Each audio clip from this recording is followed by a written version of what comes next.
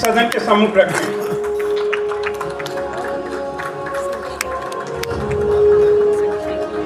Doctor Yadav,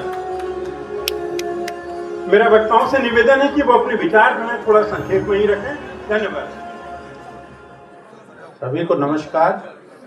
हमारे माननीय कृषि एवं किसान कल्याण मंत्री तथा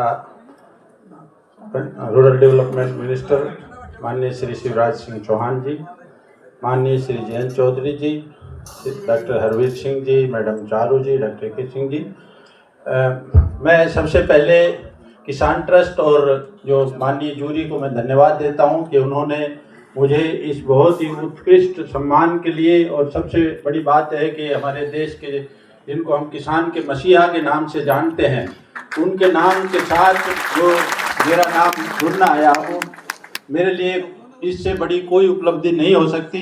पूर्व में बहुत से अवार्ड मिले ICR के और अन्य संस्थाओं के। मैं मानता हूं, जैसा कि मेरे साथी सत्यवान भाई ने भी बताया, ये मेरी ज़िंदगी का सबसे बड़ा जो है सम्मान है, और मैं इसके लिए किसान ट्रस्ट और जूरी को बहुत बहुत धन्यवाद देता हूं।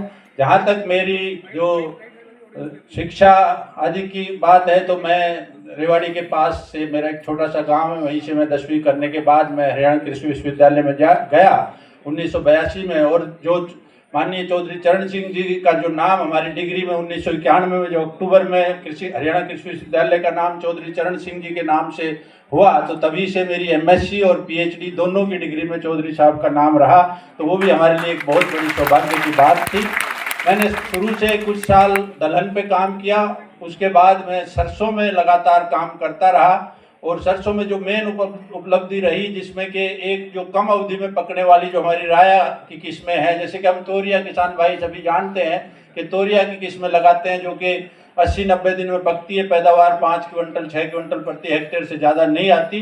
तो हमने 2-3 किस्में ऐसी विकसित की जो 100 दिन में पकती है और 20 क्विंटल तक पैदावार देती है, जिसमें कुल 25 बहुत से किसान भाई लगाते हैं, 28 है। इसी तरह जो गुणवत्ता की बात की, सरसों में 2 अवयव होते हैं। तेल में एक इरूसिक एसिड होता है जो हमारे हृदय के लिए अच्छा नहीं होता, और जो खली में ग्लूकोसिनेट की मात्रा जाती है, जो कि आमतौर पर किसान जानते हैं कि हम सरसों की खली ज़्यादा फसलों को नहीं खिलाते, जिसमें ब्यांत गिरने की और कभी समस्याएं आती। तो उसमें एक को हम सिंगल जीरो कहते हैं, जिसमें इरूसिक अम्ल 2% से कम हो जाए, और एक को डबल जीरो कहते हैं, जिसमें ग्लूकोसिनेट जो इंटरनेशनल स्टैंडर्ड है 30% से कम हो जाए, इरूसिक एसिड 2%। तो उस तरह की लगभग 12 किस्में उसमें की, और उसके अलावा जो कम अवधि किस्में और लगभग 50% क्षेत्रफल आज की डेट में हम देखते हैं। तो ये जो किस्में मैंने विकसित की उनके अंतर्गत आता है।